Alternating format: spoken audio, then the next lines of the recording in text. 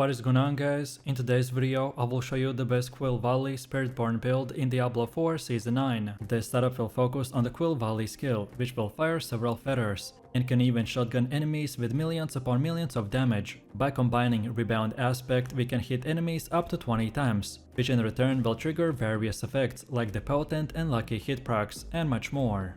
And before we continue, thanks to U4GM, they are a pro website that provides Diablo 4 services like cheap gold with fast delivery and pro carry runs, as well as unique and legendary items. They also have more than 17,000 comments on Trustpilot, and this website is really worth a try. So make sure to use my discount code KATE for extra 6% off.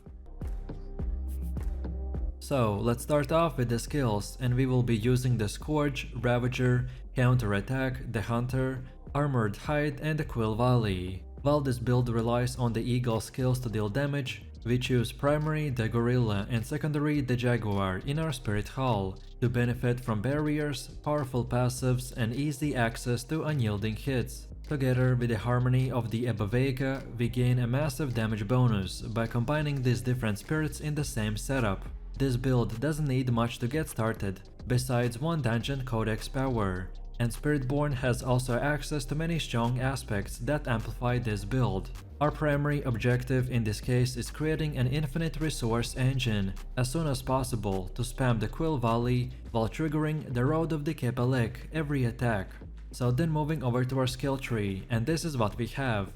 And by the way guys, you can find the link to this full build and website guide in this video's description. For this setup to work, you will need to have a level 60 character and have unlocked the Torment 1. So then in the first section we spend just 4 points, so we put 3 into the Rock Splitter, while 1 more into the Enchanted node. Then we move over to the next section and spend few points into these 2 nodes, and then fully upgrade our Quill Volley. And then finally we get these 2 more Enchanted nodes. As you can tell, the Quill Volley is our main ability. We either way spray into packs or destroy elites and bosses from a close range. In the late game, we use this ability non-stop while pressing our other cooldowns from time to time. Then we move over to the third section and spend a bunch of points in the Unrestrained Power, Mirage, Focal Point and Apex. And then spend 1 more point to unlock the Ravager. Ravager adds a chip damage against targets we hit, but more importantly, it allows us to dash into packs while using our main DPS skill. Then the next part is where we spend most of our points to get the most importantly the Armored Hide, Counterattack and Scourge.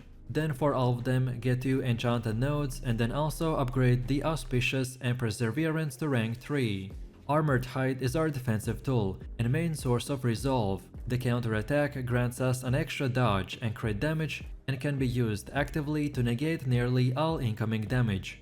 And finally the Scourge will give us a lot of extra damage, but more importantly it will negate the life drain of just thick steel armor chest. Then after that we go into one of the last sections to get the rank 3 in Resilient, Brilliance, Potent and Furnace. Then in the next section we unlock the Hunter and fully upgrade it. Also we want to get rank 3 for Resolution, Spiritual Atonement and Supremacy. The Hunter is our ultimate ability. It does a moderate amount of damage on its own, but it's mainly used for mobility and our offensive buffs. And finally for our key passive we select the Prodigy's Tempo. Later in our rotation we will want to keep our Ravager and Armored Hide skills as much as possible, and then they will get reset by our Prodigy's Tempo. Then next let's take a look at our gear. So upon finishing the leveling process and approaching the endgame grind, many of the aspects you use are already available to use from the Codex of Power. There's no reason that you should not put them to immediate use, since they can be imprinted as often as needed as you upgrade your gear.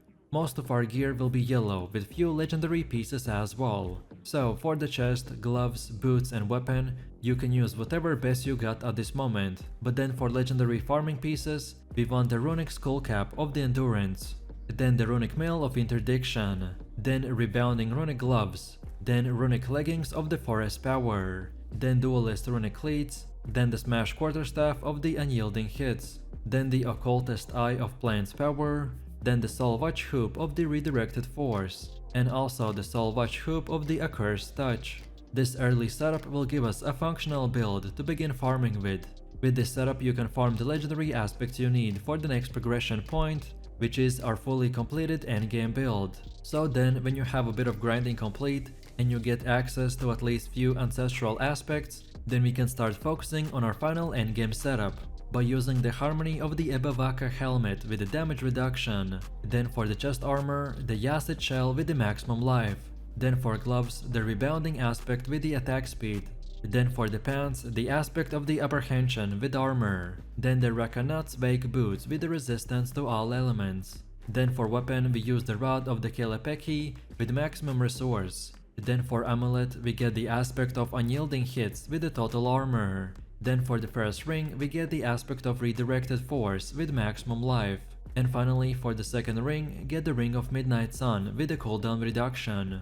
Then also as far as runes go, you can have up to 2 rune boards in your setup, each consisting of 1 ritual and 1 evacuation rune.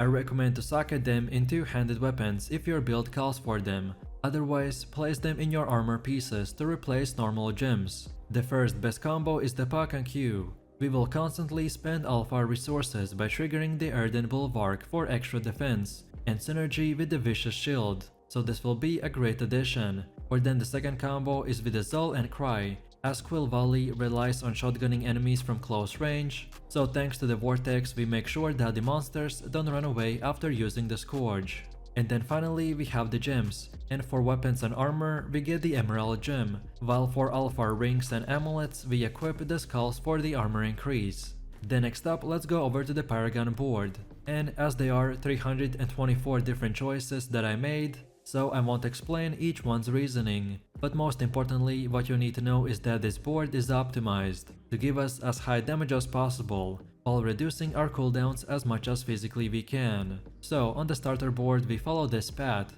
and select the Fulminate glyph for extra lightning damage. Then we go to the top and select the Convergence board.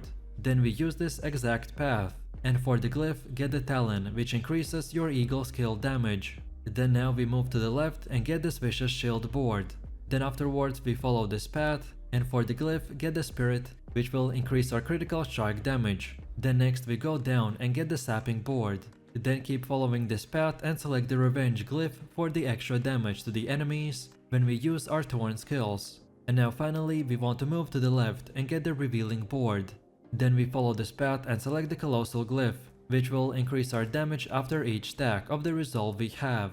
Next we have the Mercenaries, who are unlocked during the Vessel of Hatred campaign, in which assist you in battle. The best Hyrate is the Rachair. He provides us with Fortify, stuns and some extra damage, more armor for the unyielding hits, and he also prevents us from getting one-shotted every 30 seconds, thanks to the Valiance. And then for the reinforcement, the best option is the Variana. We chose the Earthbreaker for the extra crowd control, which preferably happens exactly when we cast the Scourge, so the monsters don't run away. And then as for the skill tree, so we get the Shield Charge, then the Rachair's Guard, then the Crater, and then we finish it off with the Iron's Wolf Call. And now finally we have come to the last and final part, which is the gameplay and our skill rotation.